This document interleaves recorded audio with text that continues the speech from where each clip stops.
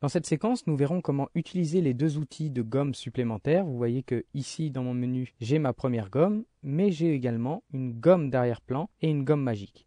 Et vous allez voir que dans certains cas, ces deux outils peuvent être très intéressants. Je vais ici commencer par regarder mon image. J'ai mon calque 0 et j'ai calque 1 qui est juste en dessous. Et en fait, je souhaiterais tout simplement effacer le ciel qui est là et récupérer le ciel qui est en dessous.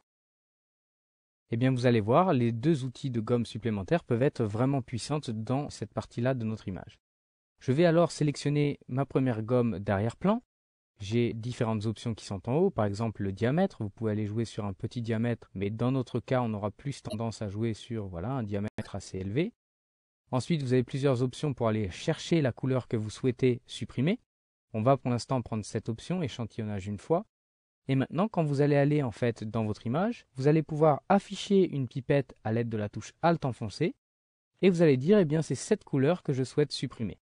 Je sélectionne alors la couleur qui vient se mettre dans mon nuancier. Et maintenant, eh bien, je vais effacer tout ce que je souhaite dans mon image. Donc je clique glisse pour aller effacer. Vous voyez que je fais donc apparaître le calque d'en dessous. Et vous allez voir que tout l'intérêt de cette gomme d'arrière-plan, c'est que je ne touche principalement qu'à mes couleurs de ciel que j'ai sélectionnées. Donc vous voyez que quand je passe ici sur la verdure, eh bien, je ne touche pratiquement pas toute la verdure. Alors, vous voyez que ici, je ne touche plus du tout le ciel. Alors, on va en fait continuer pour l'instant à tous les endroits où je peux. Là, on va le faire par exemple ici. Vous voyez que je passe sans aucun problème sur mon immeuble sans que ça le touche. Voilà. Et si je souhaite prendre un peu plus que les bleus sélectionnés ici, tout ça va se régler par rapport à ma tolérance qui est là. Pour l'instant, j'ai une tolérance qui est assez basse à 16%. Mais si vous prenez une tolérance, par exemple, à 40%, les bleus touchés tout à l'heure vont être touchés maintenant par ici. Et vous voyez que je fais réapparaître beaucoup plus facilement. Par contre, étant donné que mon immeuble est ici bleu, vous voyez que je vais toucher mon immeuble.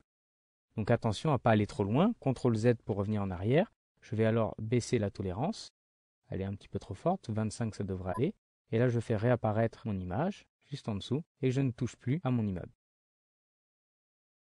Alors bien sûr, il faudra aller retoucher petit à petit l'ensemble de l'image et jouer avec la tolérance, le diamètre, etc. pour faire vraiment quelque chose de parfait. En tout cas, vous voyez que le principe est vraiment bon, puisque à chaque fois, ça va me permettre d'aller enlever certaines choses sans pour autant faire des sélections très compliquées. Alors, on va revenir en arrière pour aller utiliser une autre gomme qui est aussi intéressante, qui va me permettre également d'enlever ce ciel très rapidement. C'est la gomme magique. Vous allez voir, comme son nom l'indique, elle marche très bien. J'ai ici une tolérance à 32, on verra si ça suffit. Vous voyez que là, je n'ai pas la possibilité d'aller peindre ou par exemple prendre une autre option. Je vais tout simplement cliquer dans mon ciel et vous allez voir ce qui va se passer. Je fais apparaître directement mon image derrière. C'est un peu comme si on mêlait en fait la baguette magique avec une gomme associée. Et là, on a tout ça en un seul clic. Alors, vous pouvez également aller cliquer à d'autres endroits pour arriver à faire ici les bonnes sélections dans votre image. Je vais ici revenir en arrière puisque vous pouvez également jouer sur la tolérance. Par exemple, mettre une tolérance à 70. Dans ces cas-là, on va prendre plus de bleu en compte, mais par contre, attention, vous allez voir que ici, quand je vais le faire, je vais sélectionner beaucoup trop de bleu dans mon image et que du coup, mon immeuble ici est touché. CTRL Z, et en fait, je vais prendre une tolérance à peu près à 40. Je pense que ça devrait aller. Je viens cliquer dans mon ciel, et bien là, pratiquement en un seul coup, j'ai réussi à tout prendre.